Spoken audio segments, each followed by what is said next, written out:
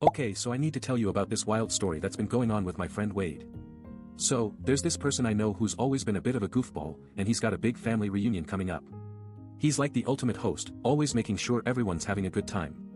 Anyway, Wade decided it would be hilarious to hire a fake girlfriend for the reunion. And by hilarious, I mean he was secretly terrified that his family was going to discover his secret and roast him mercilessly. So, he found this girl named Fiona, who looks exactly like his ex-girlfriend, Rachel, same hair color, same nose shape, everything. Wade thought it would be a great way to throw everyone off the scent. But here's the thing, Fiona took the role way too seriously. Like, we're talking full-on commitment. She showed up at Wade's house with a fake ID and everything.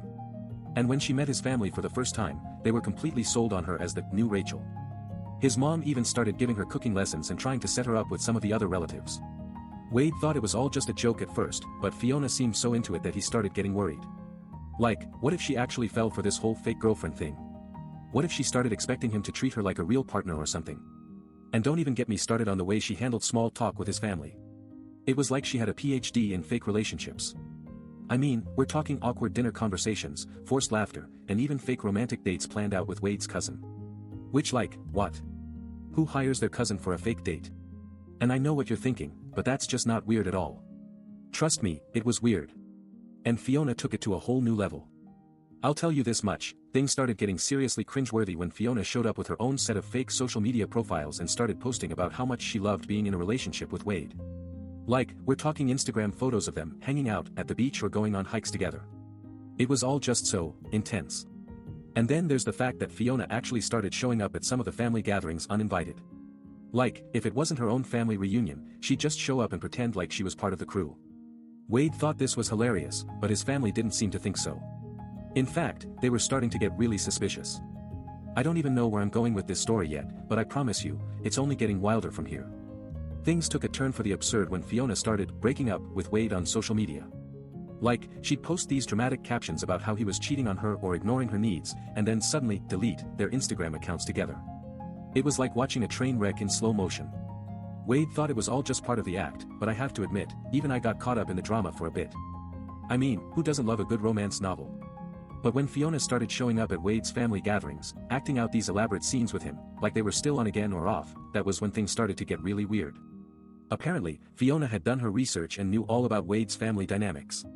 She'd show up to these gatherings with this ridiculous backstory about how she and Wade met at a bar fight, or some nonsense like that. And just when you thought it was all over, she'd reveal another fake detail about their relationship, like they had a secret child together or something. It was like she was trying to outdo the most outlandish plot twist from a bad rom-com.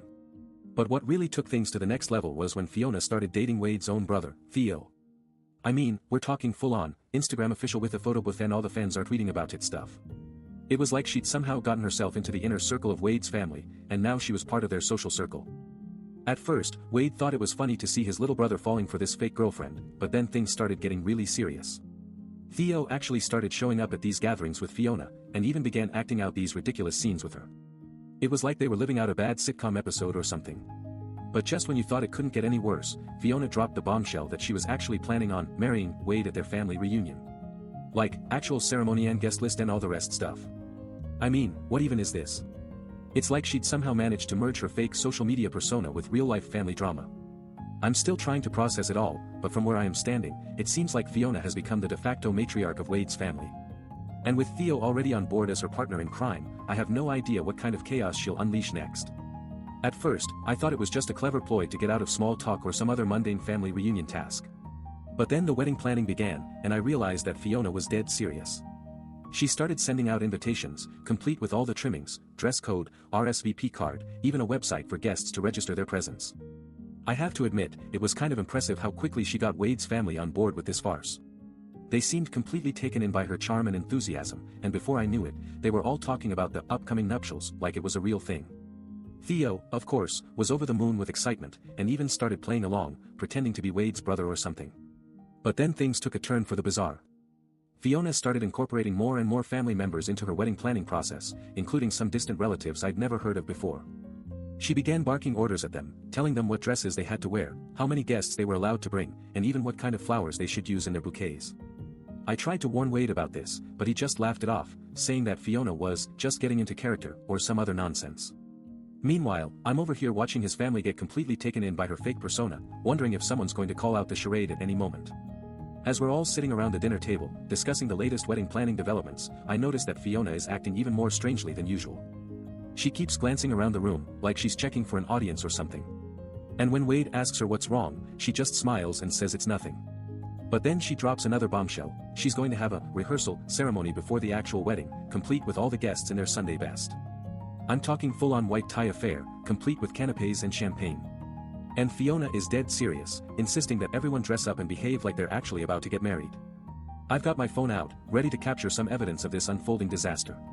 But as I glance around the table, I realize that everyone else seems just as caught up in the fantasy as Fiona.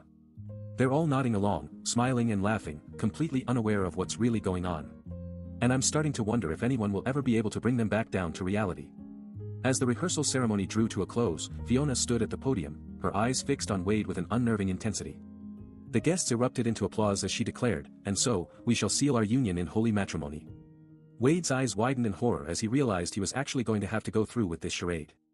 The next few hours were a blur of ridiculous antics and over-the-top drama. Fiona insisted on reciting their vows in front of the entire room, complete with dramatic pauses and swooning. The family members, still under her spell, clapped and cheered along, completely unfazed by the absurdity of it all. As the evening drew to a close, Wade made his move, attempting to snap Fiona out of her trance-like state. "Fiona, what's going on? What is this?" he asked, his voice laced with desperation. But she just smiled sweetly and replied, "It's nothing, dear. Just a little role-playing exercise." Wade's eyes darted around the room, desperate for support from someone, anyone who could bring Fiona back to reality.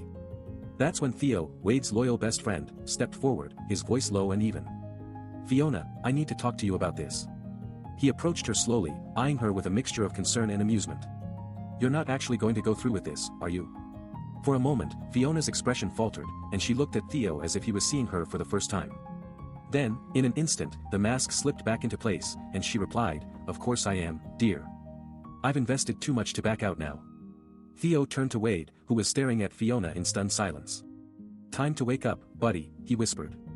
Wade nodded, slowly coming back to reality. As the evening drew to a close, the guests began to disperse, still none the wiser about what had transpired. But as they left, one by one, they couldn't shake off the feeling that something was off.